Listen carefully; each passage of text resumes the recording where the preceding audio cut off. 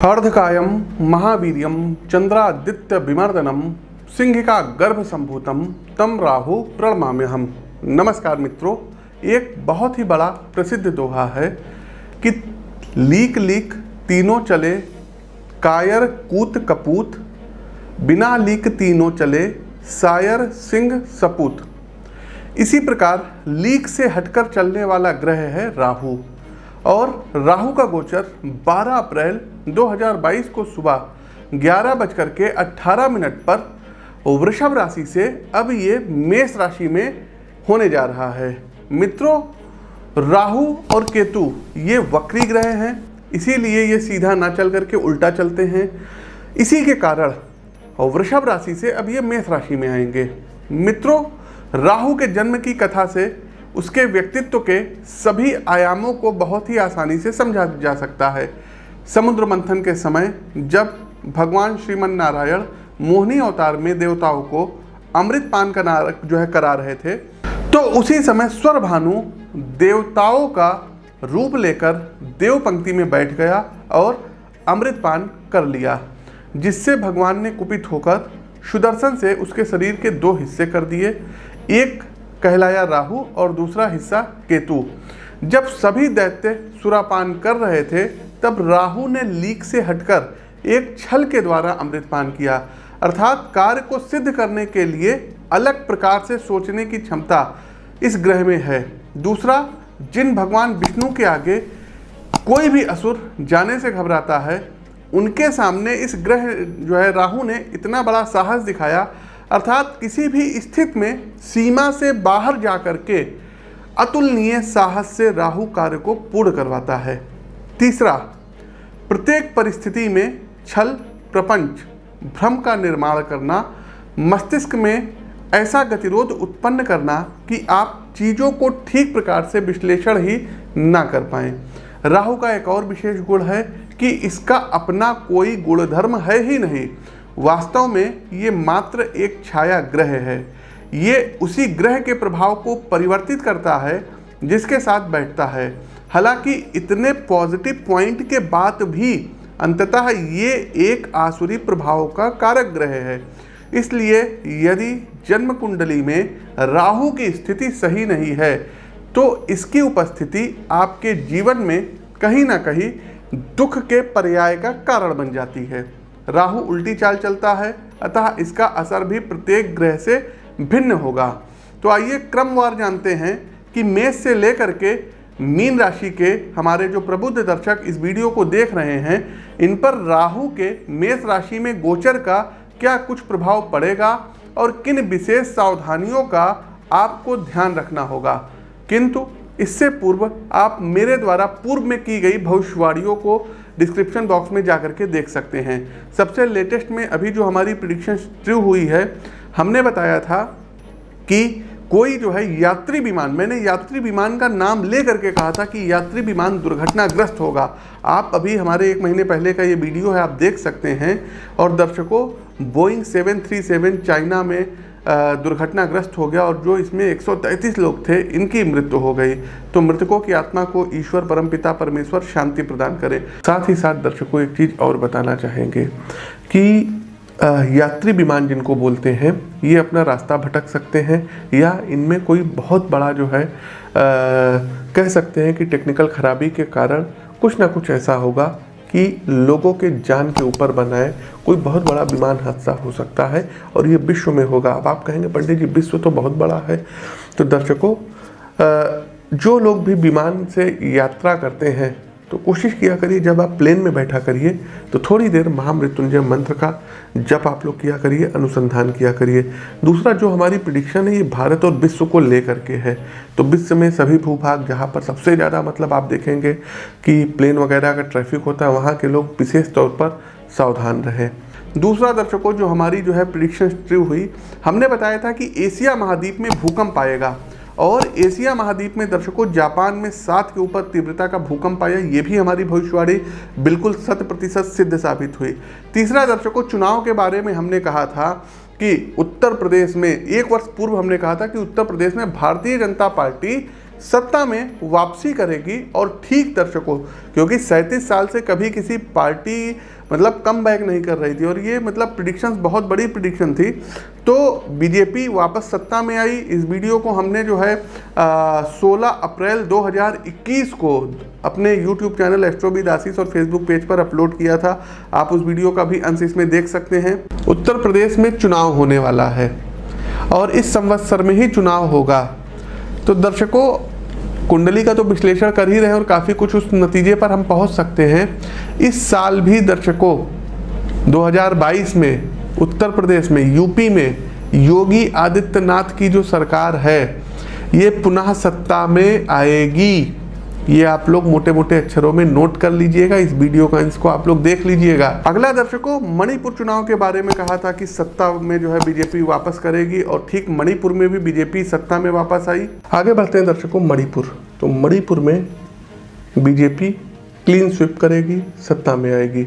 गोवा के बारे में दर्शकों हमने कहा था कि Bharatiya Janata party clean sweep करेगी और गोवा में भी क्लीन स्वीप किया और यहाँ पर अपनी सरकार बनाई और यही हाल गोवा का रहेगा। गोवा में भी भारतीय जनता पार्टी सत्ता में आएगी।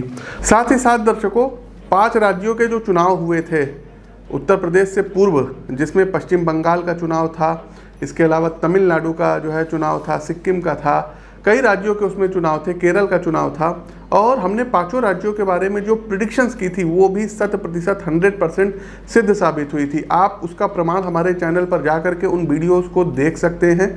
और आप एक चीज़ और बताना चाहेंगे दर्शकों कि कोई भी प्रिडिक्शन, जैसे जो कोई बहुत ही छोटी प्रिडिक्शंस होती है तो उसको हम अपने ट्विटर पर, अपने फेसबुक पर, अपने इंस्टाग्राम पर जो है डायरेक्ट अपलोड कर देते हैं।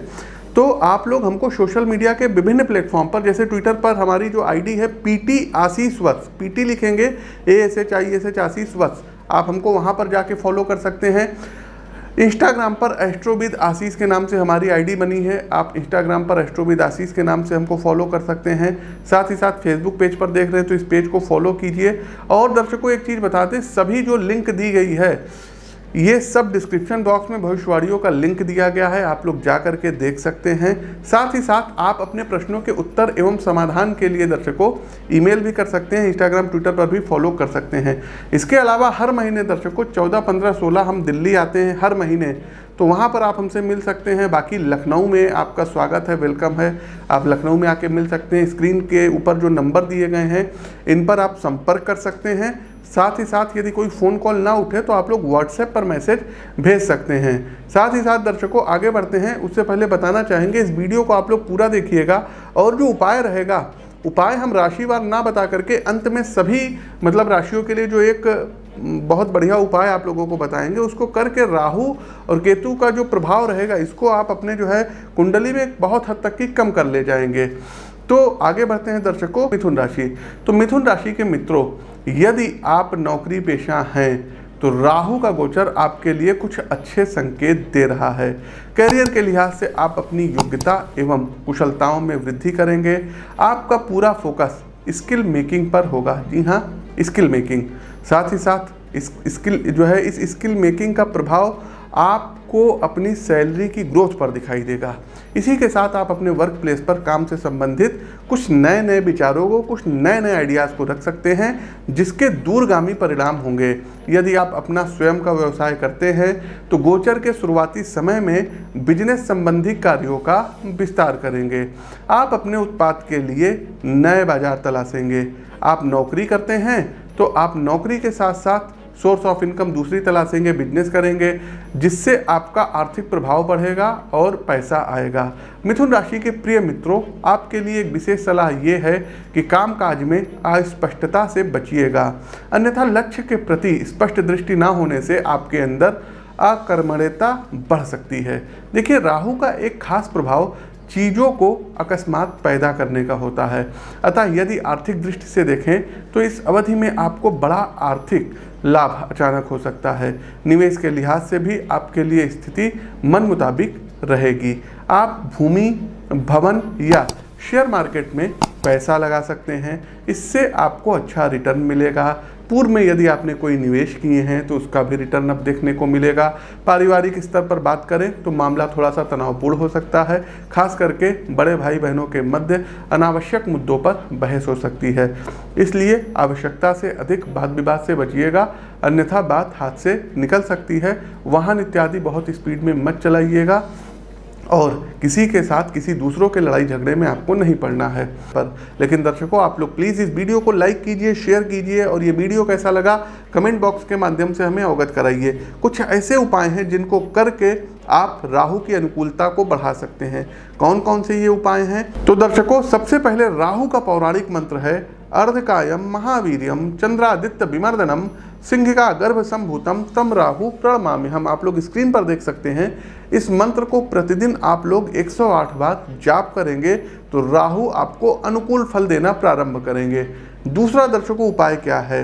यदि आप लोग डिओड्रेन यूज़ करते हैं तो चंदन का डिओड्रेन यूज़ करिए, या इत्र यूज करते हैं तो चंदन का इत्र करिए।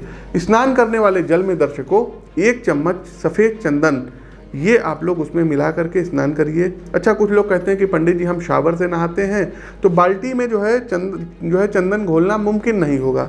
देखिए दर्शकों, एक आप मग्घे में चंदन घोल लीजिए और शावर लेते समय आप मग से नहा लीजिए। अगर नहीं ये कर पाते हैं तो एक साबुन आता है, मैं यहाँ किसी का प्रचार नहीं कर रहे हैं, जो सैंडल सोप हो, कोई भी हो, जैसे मैसूर सैंडल सोप हो गया या कोई भी सैंडल सोप हो, उसको आप लेकर के यूज कर सकते हैं। राहु अच्छा प्रभाव देगा।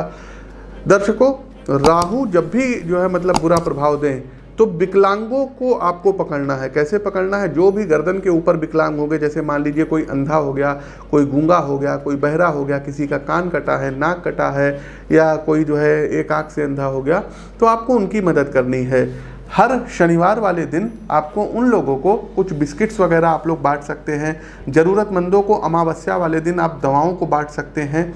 18 मूली पत्ता निकाल के आपको अलग रख देना है, गाय को खिला देना है। 18 मूली लगातार 18 दिन आपको, जो लोग सफाई करते हैं, जो लोग गरीब हैं, उनको आपको बांटना रहेगा। तो 18 मूली लगातार 18 दिन आप लोग दान करिए, अच्छे रिजल्ट आपको प्राप्त होंगे।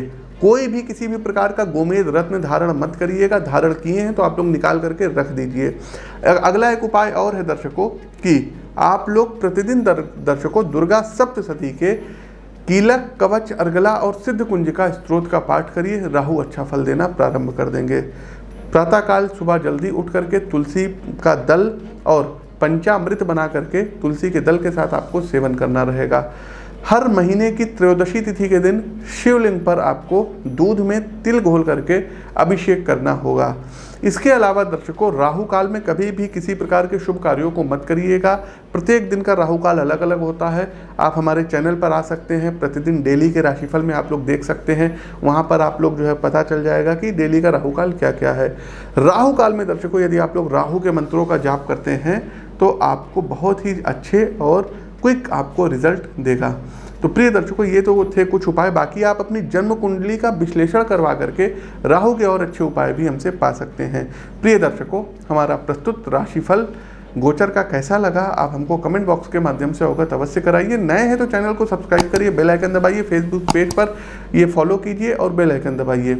अपनी वाणी को विराम देते हुए ज्योतिष के इस मंच से मैं पंडित आशीष वत्स आप सभी प्रबुद्ध दर्शकों से विदा लेता हूँ। नमस्कार।